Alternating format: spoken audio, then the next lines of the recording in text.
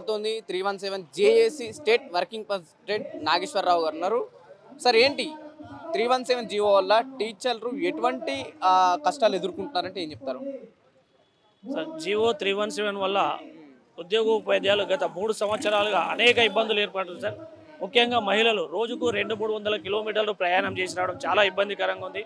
కొంతమంది మహిళలు ఎట్లా ఆవేదన పడుతున్నారంటే మధ్యాహ్నం తర్వాత కనీసం మంచినీళ్ళు కూడా తాగట్లేదు సార్.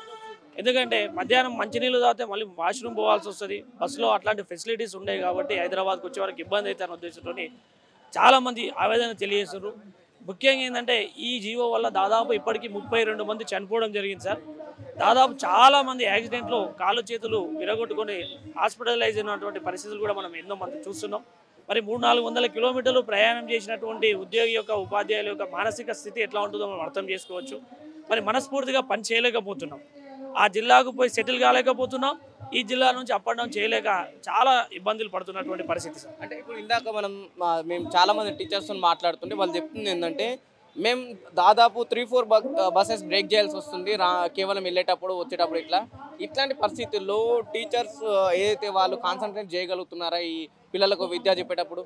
ఎంతైనా మానసిక 3-4 బస్సులు మారి 300-400 కిలోమీటర్లు ప్రయాణం చేసి కుటుంబానికి దూరంగా ఉంచి ఉదయం ఎప్పుడో 4 గంటలకు బయలుదేరి రాత్రి 10 గంటలకు వచ్చినటువంటి ఉపాధ్యాయుల మానసిక పరిస్థితి ఇబ్బందికరంగా ఉంటుంది. మనస్ఫూర్తిగా వాళ్ళు విద్యార్థులతోటి సరైనటువంటి దిశలో ఉద్యోగం కానీ విద్య కానీ చెప్పడానికి కొంచెం ఇబ్బందిగా ఉంటుందని మనం చెప్పొచ్చు. ప్రస్తుతం ఉన్న ప్రభుత్వానికి ప్రధానంగా 317 గురించి ఏ విధంగా డిమాండ్లు పెట్టబోతున్నారు, ఎట్లుండబోతుంది సార్? ఇది ప్రభుత్వానికి ఎలాంటి ఆర్థికపరమైనటువంటి ఇబ్బందికరమైన సమస్య కాదు సార్. ఇది ముఖ్యమంత్రి గారు కావచ్చు, అప్పట్లో ఉన్నటువంటి కాంగ్రెస్ నాయకులందరూ కూడా ఇప్పుడు మంత్రులు లేరు, వాళ్ళందరూ కూడా మా ఉద్యమానికి మద్దతు ఇదే ఇందిరా పార్క్ ధర్నా వద్ద అప్పుడు మల్లు రవి గారు కావచ్చు, సీతక్క గారు కావచ్చు, మాకు మద్దతు పలికిన వాళ్ళే. వాళ్ళందరూ కూడా అప్పుడు 317 అనేది ఒక దారుణమైనటువంటి జీవో చెప్పారు. వాళ్ళే ఇప్పుడు మంత్రులుగా ఉన్నారు, వాళ్ళే ఇప్పుడు ముఖ్యమంత్రులుగా ఉన్నారు.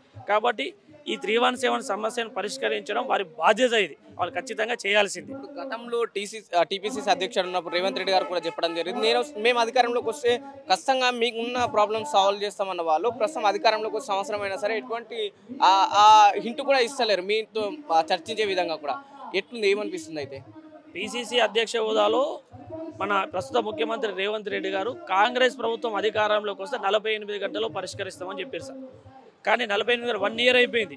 మొన్న గాంధీ భవన్ రోజు కూడా అది గుర్తు చేయాలన్న ఉద్దేశంతో చలో గాంధీ భవన్ కార్యక్రమం చేపట్టాం. మీరందరూ కూడా అక్కడికి విచ్చేసి ఉన్నారు, వేల మంది అక్కడ చెప్పాం. ఆ రోజు పీసీసీ ప్రస్తుత అధ్యక్షుడు మహేష్ కుమార్ గారు, పొన్నం ప్రభాకర్ గారు, కొండా సురేఖ గారు, ఎమ్మెల్సీ బల్మూరి వెంకట గారు, వారందరూ ఒక 1 మంత్లో మీ సమస్య పరిష్కారం అవుతుంది అన్నారు సార్. కానీ గత కేసీఆర్ ప్రభుత్వం చేసిందే మళ్ళీ ఏది స్పౌస్ మెడికల్ మ్యూచువల్, దానికోసం సబ్ కమిటీ అవసరం లేదు, వాళ్ళకి న్యాయం చేయాల్సినటువంటి అవసరం లేదు. ఆయన అసలు అన్నిటికంటే పెద్ద సమస్య స్థానికత.